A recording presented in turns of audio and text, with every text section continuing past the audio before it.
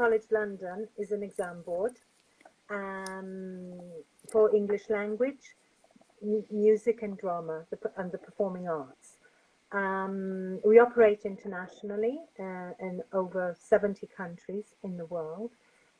Trinity is an educational charity, so one of its main aims is to make sure that we have a positive impact in the countries we operate. An example of this could be where, for example, in 2009, you remember the earthquake in Aquila. Trinity College London set up. They opened up a music lab in a school in Aquila, so that the students could get back and feel a bit of normality. And a concert at that time was organized to celebrate the opening of the musical lab. We went back recently after 10. And why is storytelling so important to learn English and also to teach English? Can be a nice tool. Storytelling has been at the core of my teaching anyway, and I've been a teacher for almost 30 years now, English language teacher. And when I went into teacher training, I also used stories. Stories are everywhere. I mean, the news reader or the reporter is telling us a story. It's the way she organizes the facts, the characters. We tell stories every day when we come back home from work, or stories are all around us. They're also gossip, if you like, anecdotes. They're stories. So for me, storytelling is not just the fable, the fairy tale. And I was exposed to storytelling at a very early age. My grandfather is Irish, and I think Irish people are natural storytellers, and they have so many traditional stories as well to tell. And I saw the power of storytelling, especially in language learning, because stories give you a context. It's a limited context and the use of the language. I just think that stories are give you a rich experience. It gives you meaning. Today, when I was preparing for this interview, I was considering what are the most three important things in storytelling. I think the first is motivation. Stories are motivating. Everybody, you hear the words, once upon a time, c'era una volta. They're magic words. You're hungry for that story. You want to know. Children are hungry for, teenagers are hungry for stories. I have a teenage niece, and every time I come back from a journey, a business trip, or my travels, she wants me to tell her what I did. Tell me the funny stories on your travels. And so, they're cultural experiences, language-rich experience, meaning, because in stories you want to find meaning. You don't focus, oh, what's that? Why is that auxiliary there? Or you don't, what does that mean? What verb is that? And you don't focus on items of vocabulary either. You want to find meaning, and you want to know what happens to the characters. So it's sort of giving you that positive attitude to not understanding everything. And I think that is a skill we need to develop. And it's one of the most difficult things as an adult to, try to, you want to understand everything, but stories, you want to find meaning. So it gives you that context, that motivation. And then, of course, fluency. Stories give you the opportunity to repeat, give you the opportunity to interact with the storyteller. And so it develops that skill of fluency that very often in the classroom you don't have time to go over and over again, but in a story it's almost natural. So it develops reading fluency, and listening fluency, definitely. Communication, I have to add communication, because you're listening to someone actively. You want to know what's happening next. And if you are telling the story, you know that you have an audience, that someone is listening to you. And so stories in that sense develop those skills of communication. And then maybe you want to write your own story. So it's also almost a trigger to writing and speaking.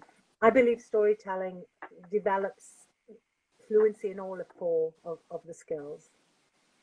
Yeah. Do you think storytelling is just for kids or for everybody? Absolutely not. It's not just for kids. Are extremely hungry for stories, given the right moment and the right time. But I think as adults, we also like stories.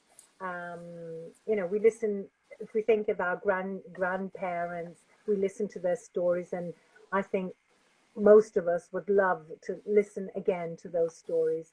We've lost the habit of oral storytelling. But I think if you know, there's the human aspect to oral storytelling. There is the facial expressions, and you can see the reactions. You can interrupt, and through stories we learn the world, and we learn also to mitigate situations like this one, like the one we're living in, and to understand the world around us. Sure. So interesting. And what other didactic methods do you use in your classes? I mean, apart from storytelling, do you use other tools? Yeah, well, working within the Trinity educational context, when I was a teacher, and this is how I met Trinity, because I was teaching, and I was using drama, and storytelling, as I said, is a core part of my teaching and my teacher training as well. And drama is also very powerful. I was very fortunate to have Dorothy Heathcote as my tutor at the University in Newcastle, where I took my first degree. And so that's always been much a core, central part of my teaching, also with adults, because playful pedagogy, drama, storytelling facilitate learning, and you learn faster and better if you're having fun. And this encouragement to encourage people to make mistakes, it doesn't matter, that is part of the learning process. And with Trinity, I found the perfect match, because I wanted I needed an exam that would demonstrate, that would give the opportunity to my students to be able to demonstrate what they can do in English. And you know, and it wasn't just about getting ready for that exam and jumping that hurdle. It became part of the narrative of the program. So just, you know, okay, lessons, and we'll start preparing for Trinity. So I find that in the arts, Trinity is quite comes from a different place compared to other boards. It's as I said, we do music, drama, and English language. I know you've prepared a story for us, and it's a story from the African tradition, the oral tradition. Why Africa? So yes, this story comes from Ghana, a town near Ghana, and it's a West African folk tale. I chose this story because it talks about a trickster, Anansi. Anansi means spider, and he's the god of stories. But before he became the god of stories, the stories were kept by the sky god. And so, Valentina, I need to put my story hat on. I hope you don't mind. No, of course not. Please. So you always use a hat when you tell a story? Every storyteller has their own way. In Africa, where I learned this story, they use a stick and they use rhythm, or they might use the drums. Okay, but yeah. Samic language, I won't go with the music tonight. I use a story hat and a story jacket. I learned this from a colleague in Hungary 20 or so years ago, and I've been wearing the same hat and jacket for almost 20 years. So I thought, a story, let it come, let it go. This is a story about Anansi. Anansi wanted all the wisdom of the world, and he knew that that wisdom was in the sky god stories. So he wanted the stories, but the sky god kept them in a very special box. But Anansi was not put off. So he climbed a very tall tree, and he climbed and he climbed, and he reached the sky god. And with his tricks, as naughty as he would be, Anansi managed to take the box of stories. Not sure how well you can see this. It contained all the stories in the world. Now, what did Anansi do with the box? What do you think he did? What do you think he did with the box? I'm going to tell you. Tied the box to his belly. His web. He tied the box to his belly and started climbing down. And all of a sudden, Anansi heard a noise. So he stopped. And then he continued climbing down the tree. But the box kept getting in the way, because as he was climbing down the tree, it kept hitting on the branches. So he was getting a bit frustrated in this travel down the tree.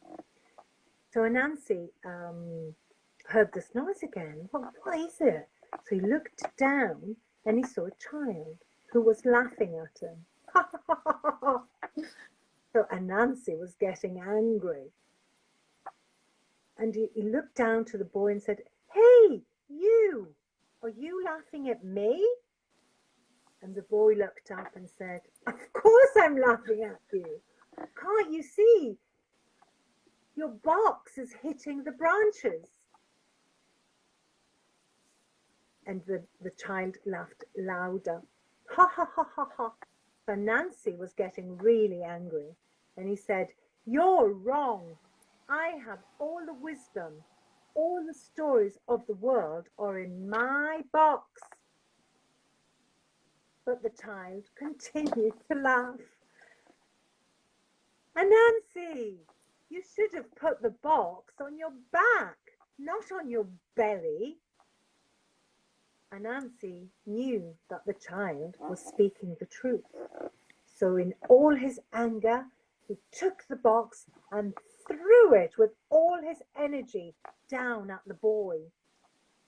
And the box started flying down from the skies. But it got stuck on a branch. And it hit it really hard. So the box broke open.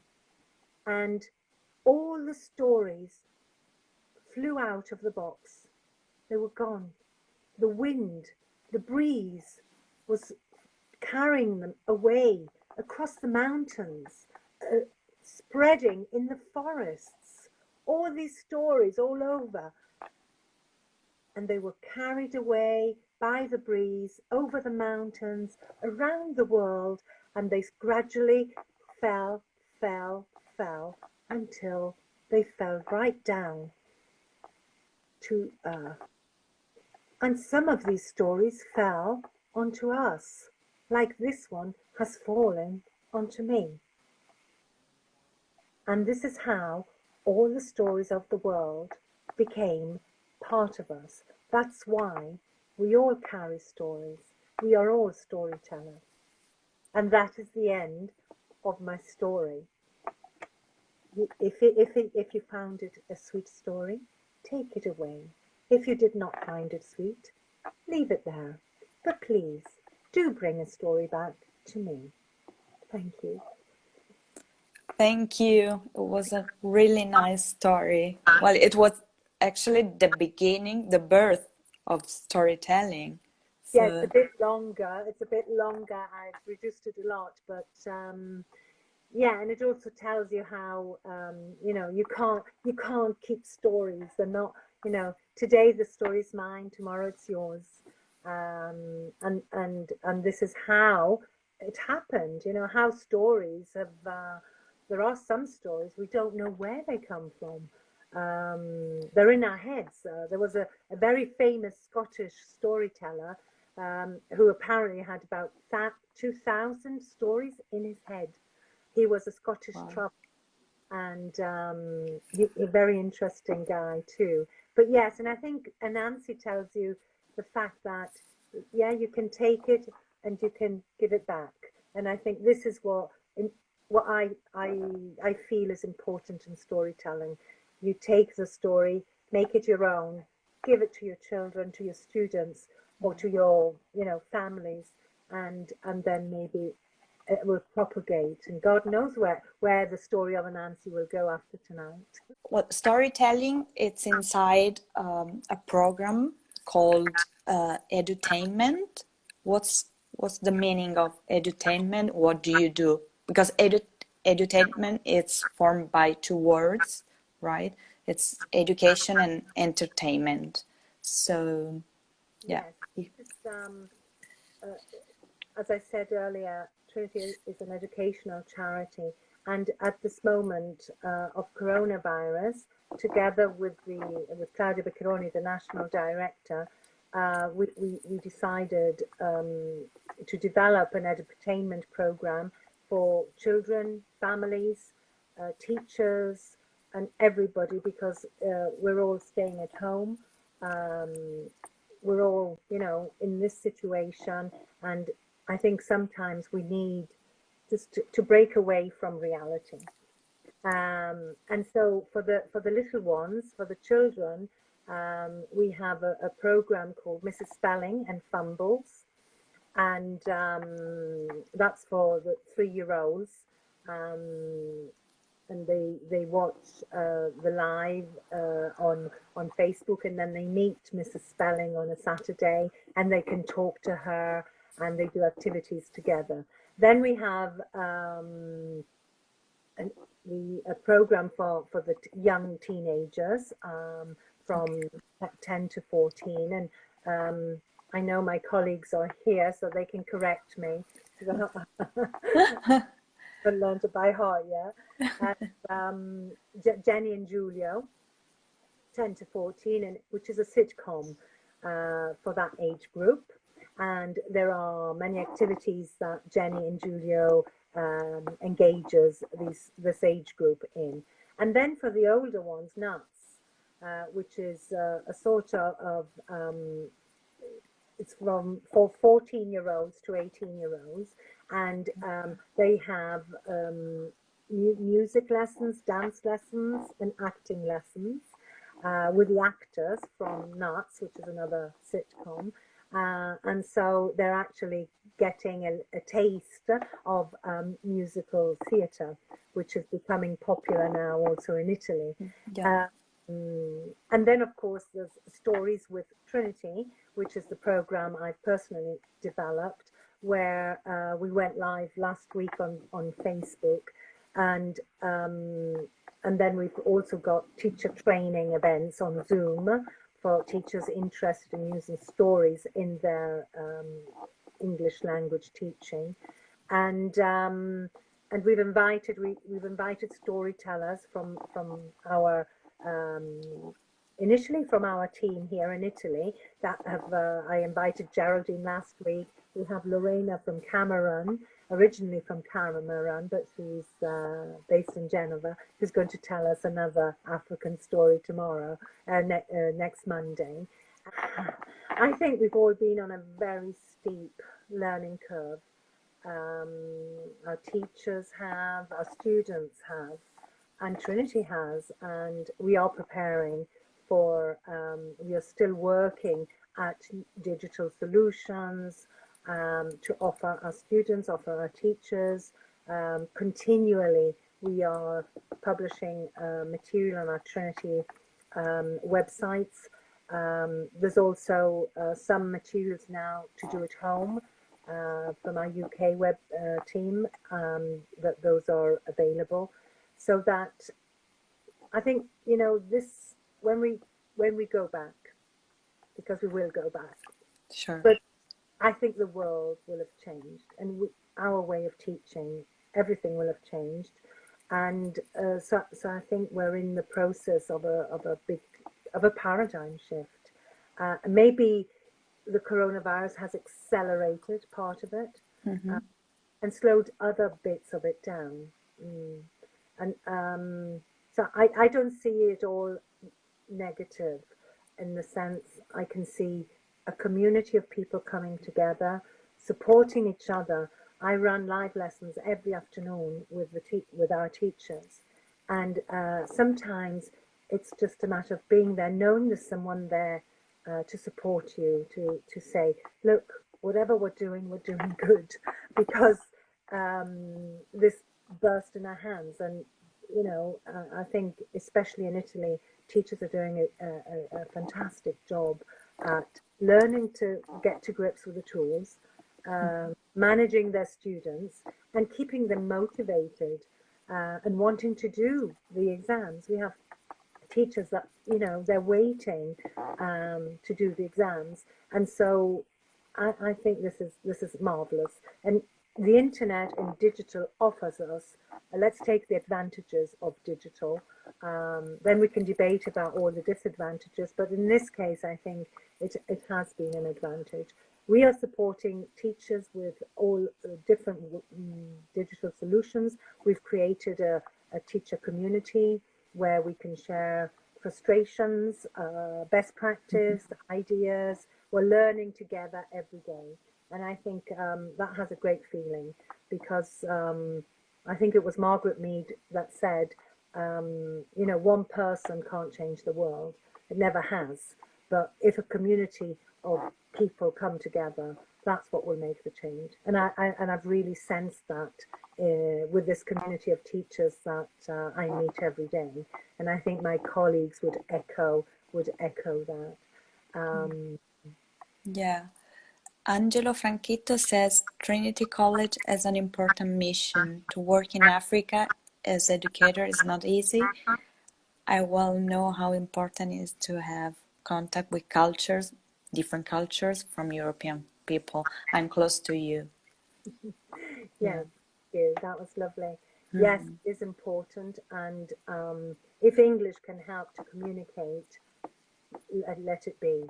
Let it be the world language, and you know, and so let music speak. Music speaks more than any language, I think, and especially in Africa, you can see that happening, where, you know, you go to someone's house and it's immediately they have a session of drums, or there's some music happening. So music brings people together, and communication, and, or, you know, storytelling, speaking to each other as human beings, I think has a huge value. So yes, I think it is important. Language, you can't separate language from culture, and I think it is in Trinity's mission is to offer, you know, equal opportunities to all ethnic groups. Yeah. There's another question from earlier. How can we take exams now?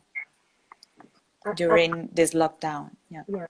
At the moment, we've postponed the exams. Our academic team in the UK is working hard at digital solutions, and hopefully very soon we'll be able to communicate to our Italian teachers and the community at wide what those solutions are, because I know we're very close to that. So yes, we've been working hard, and it also depends on the decreti here in Italy, what is going to be possible and what not. But we are also working at digital solutions. Okay, thank you. Also for music, not just English. Yeah. Manuela, thank you very much for your time again, for sharing with us that beautiful story. It was inspiring, I think. Yeah, it was. And yeah, stay safe, stay well, please. And keep, yeah. And thank you for this opportunity, Valentina. It was my first Instagram. I'm sorry for the false start. The technology doesn't always. It's okay. And see you soon. I hope so, yes. Bye. Ciao. Everybody. Ciao, ciao.